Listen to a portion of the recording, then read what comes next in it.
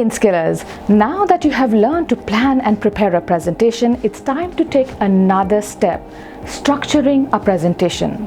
Structuring a presentation gives your audience a clear idea on what you're going to talk about and why it matters. In our first session of the current module, we have given you the 5 points of structuring a presentation. In today's video, we will explain the 5 points with practical examples, making it easy for you to immediately apply what you have learned. Now, do you all remember those 5 points? No worries, we will take you through it one by one. First, let's start with the introduction. Let's say you're going on a thrilling adventure. Would you just dive into it without even telling the world where you're going and how exciting it's going to be? Of course not.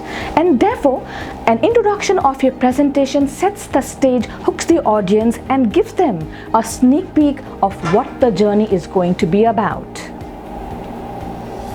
For instance, let's assume that your first impression presentation is on how can a student earn while studying.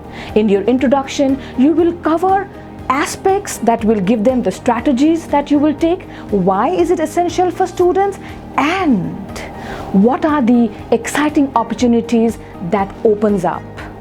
Second, let's talk about the main points. Just as in treasure hunt, you want to guide your audience to the secret gems. Focus on only 2 to 3 points. Keep it simple because these 2 to 3 points is what you want to uncover during your presentation. For instance, instead of overwhelming your audience with all the possible ways of earning method, focus only on 3 key approaches: part-time jobs, online freelancing, and internships with stipends. This way, your audience will not get lost in the sea of information and can look for a practical solution.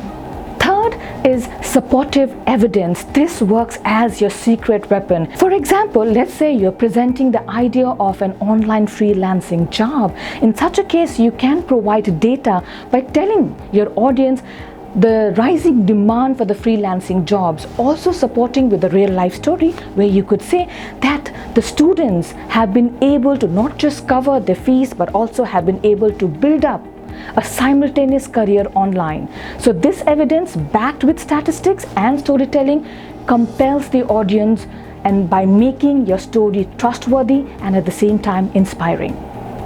The fourth one is summarizing. It's your chance to wrap things up. It is a time where you summarize all the key points and remind them of the key messages that they will be taking away. It's like presenting a finished cake and telling them how delicious it's going to be.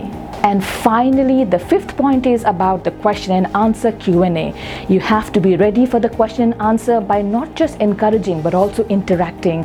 In a way, you can say that after a great movie, it's about having that interaction with your audience where they want to talk about it.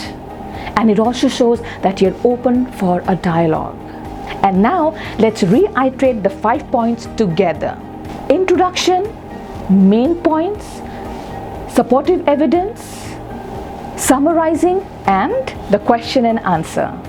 You guys have made significant progress and we really appreciate it. But it's now time that you roll up your sleeves and make us speechless, because today's activity is going to be all about presentation. Good luck.